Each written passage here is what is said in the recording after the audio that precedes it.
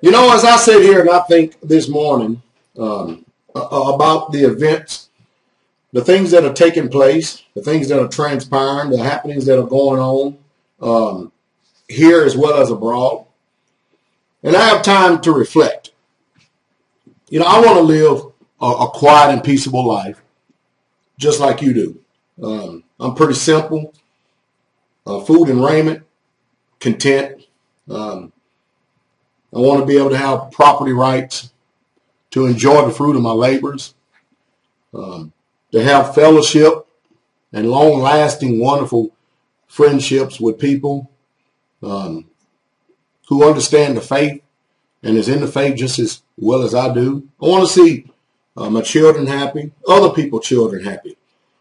I love to be able to see my grandchildren grow up in the time and in the world that is free of perversion, free of sin, free of lies, treachery, and deceit. But everything I just got finished talking to you or speaking to you about, it's all make-believe, because the truth is that world does not exist. We live in very chaotic times. I'm a leader. And as a leader, it is my job, it is my right, and it is my responsibility to speak and to say things that's going to stimulate your mind and your conscience. You have to understand, I feel it. I know if I feel it, I know that there are many other people out there that feel it too. I feel it when I speak. I feel the spirit that tries to press against me to hold my tongue and not say the things, not put words, not articulate it, not bring words out into this particular realm right here for you to hear and see, because it does not want you, the spirit of his age, to think other than the way that it has trained you to think. This is an information warfare. And of course, one of the first things in war, one of the first things you do is you cut off communications, because if you cut off communication, then you can't supply people. The troops can't be satisfied. But if you don't have people out here willing to stick their neck out on the line to articulate to you what's really, truly going on, even though, hey, you don't want to hear it. You don't want to believe it. I don't even want to hear it. I don't even want to believe it.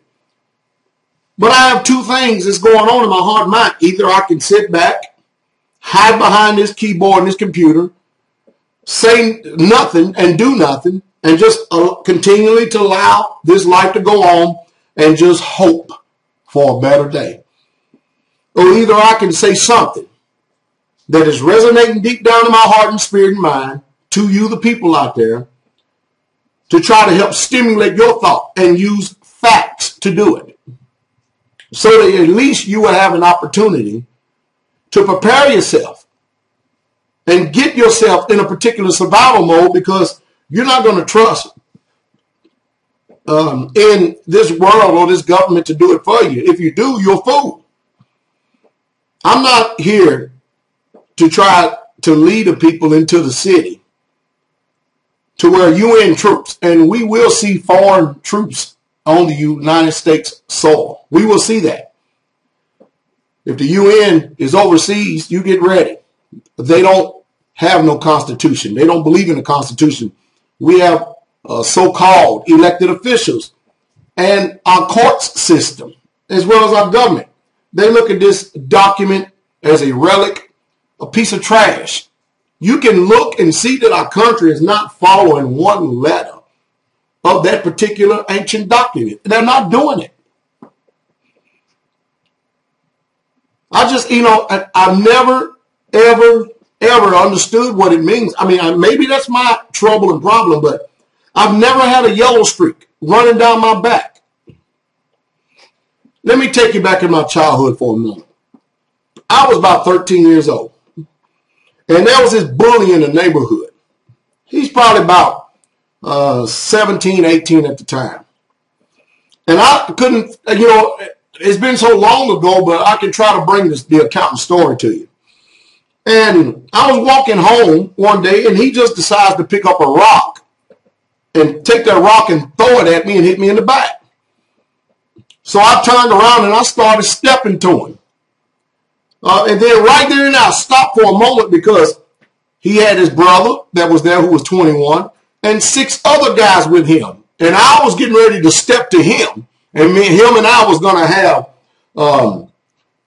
an altercation there. We were going to have a real true altercation. But then I started thinking, I said, man, look at that. I started thinking, wow, that's 6 or 7. I said, I tell you what, I'll be right back. So at 13 years old, I went home and told my daddy. Now, if you don't know my dad, I will tell you something about him. My dad does not have one streak of yellow or fear in his body or bone, even right now. And I believe he's either 72 or 73 years old. He doesn't have one streak of fear and never has in his whole entire life. I went home and I told him what happened. He said, okay. Him and I both went down there. And you know what amazed me? Because I knew that when I went home to get my dad, and him and I both went down there, that there was a chance we were getting ready to rumble. But there was only 2 of us against 6 of them. And as a young boy, it's against, it's to my disadvantage that I had to say this, but there was a bunch of thugs in the neighborhood also at one time. They were doing something. I was very young, didn't understand. And they said something to my mother out of the way.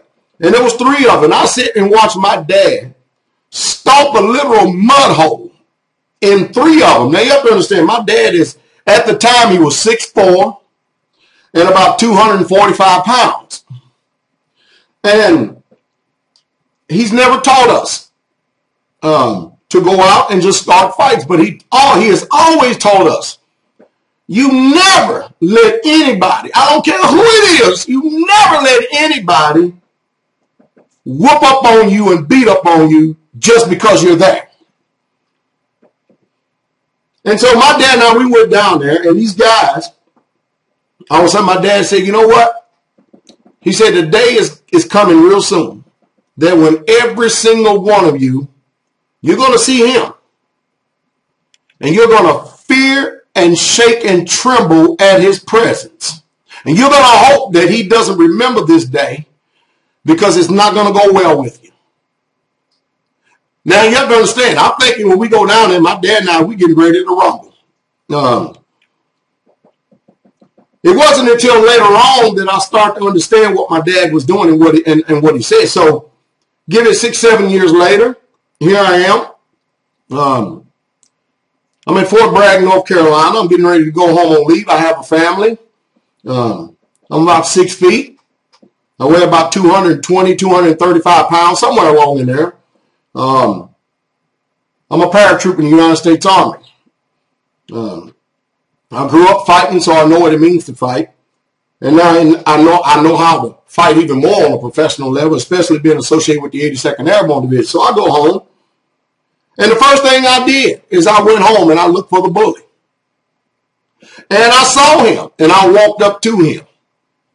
And he cordially greeted me. Very humble, very submissive. I had it in my heart and in my mind right there and there. I said, I'm getting ready to stomp a mud hole in him. And then I thought, I looked at him. I saw the pathetic condition that he was in, the situation that he's in. And I said, it's not even worth it. He didn't know at that time what was in my heart. He didn't know that I was getting ready to break an arm and maybe a couple of legs and a few ribs. He didn't know that I had that thought in my mind, yet and still I pulled back. Because I looked at him and I saw, you know what, this ain't even worth it, because he had gotten on drugs heavy. He looked like just a literal piece of crap. And I never let him know what was really truly in my heart and my intent for even coming back to that neighborhood. I saw a few of the other guys, and every one of them looked pathetic. And I did see my dad's words come to pass. every single one of them feared and trembled at my presence.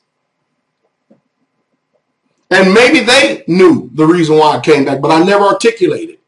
But I'm a whole lot closer now than what I was then. You see, I don't know what it means to run, to be a coward, to have a yellow streak running down my back. I never have, and I never will. It's just not in my DNA. It's not in my makeup. Probably number one, because I'm a Hebrew and I'm a real true Israelite. But I feel it when I get on here and I talk with passion and conviction. I feel that spirit that tries to make you be fearful to say certain things, to try to regulate your speech. And of course, I'm of the mindset, whether it be naturally or spiritually, whenever I'm being pushed against or whenever I get something that's trying to make me be fearful, I'm going to push back at it real hard. And there's no way I'm going to submit to that kind of fear and tyranny. And I understand that everybody don't have that. Who's going to protect the children? Who's going to protect the women, the daughters of Zion, and the widow, and the wives? Who's going to do that? Because we don't have any representation in this country. Government has got way, way too big, and it's just literally out of control. We have been trained to depend on a system which has trained us through public school indoctrination and college to be subordinate to it. My job is to wake up those who have the ears to hear. My main job, number one, is to bring salvation to anyone who is of his. That's right, who is of him. I don't like seeing people suffer, and neither do I like seeing men, especially men, being fearful. Because if the men are fearful and we're fearing, then our families are going to be fearful. And fear is a very unforgiving spirit.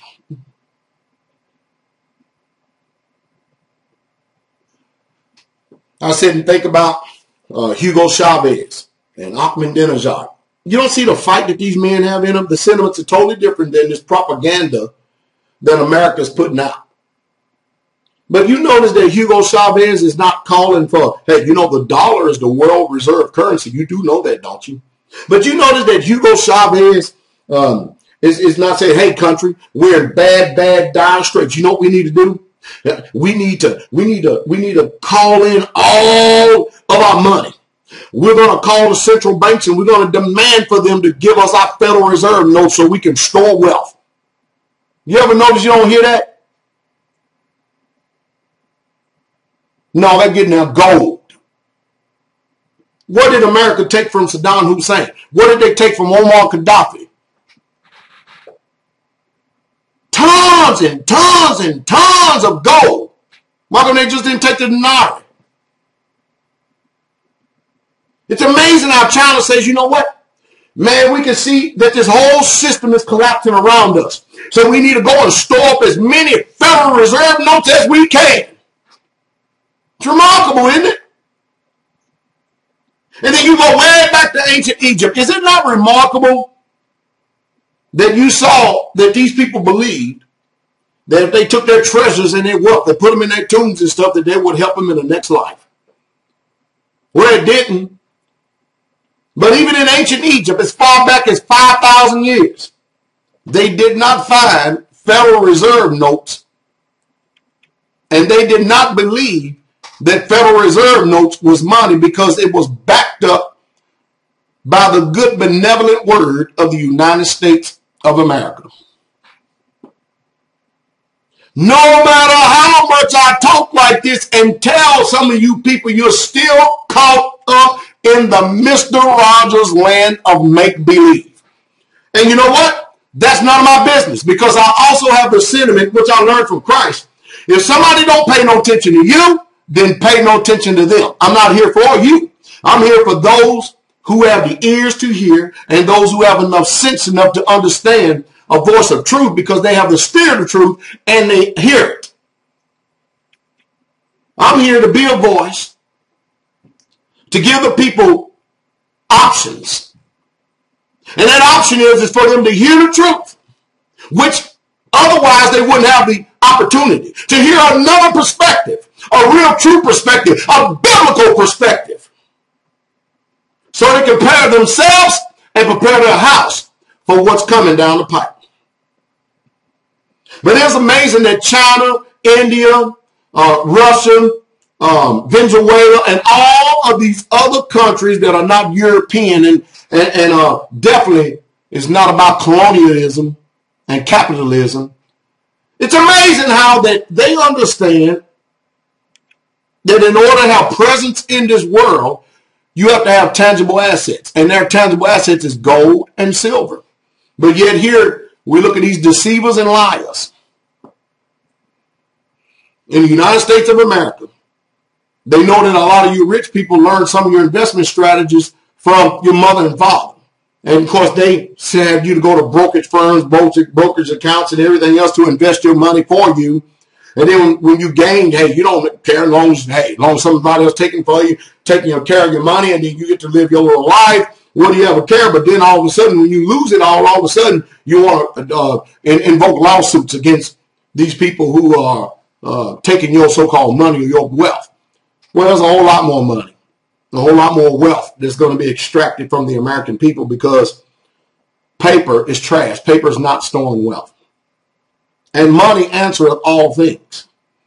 But you need to know what to do with that money. You need to know how to invest that money. You need to know how to preserve that money for your own self, which you're not going to get if you sit up here and listen to CNBC, Fox Business, and the rest of these jackleg pigs and dogs, especially who support this system of capitalism.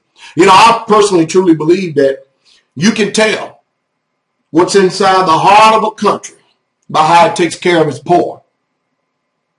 And you listen to Fox Business, they're just degrading these people that are out there protesting, because some people that are out there protesting, they know that something is wrong, but they can't articulate it. I tell you what, I guarantee they won't bring a news camera and stick it up in front of my face and ask me what's wrong. No, they're going to go to the people who can't articulate it. They're going to go to people who's not leaders, but on their TV programs, they'll bring up your deceived, lying, so-called experts, because they're articulate with words and they know how to trick the mental psyche of man, because they understand the art of psychology and philosophy. Well, you ain't going to get over it. You ain't going to put that deception over on nobody like me. See, I'm here to speak for the common everyday folk. And I can only hope that you hear, but I do understand that being genetically modified and chemically induced and being demoralized to the point that we are just a living apathetic, complacent, and docile people, we have hardly any fight in us whatsoever at all. And the system has made it to be that way. No, I want to continue to speak the truth for your sake. And everyone that is of the truth, they'll help me to help get the truth out. Yeah, they will. They will help me to do it. J. Snip 4. Many of you are not fond of him out there, and I don't care whether you fond of him or not, but I do know this, that is a friend that sticks closer than a brother. I can call him anytime, and he's right there at a drop of the hat to help the work of the ministry. How many of you are doing that?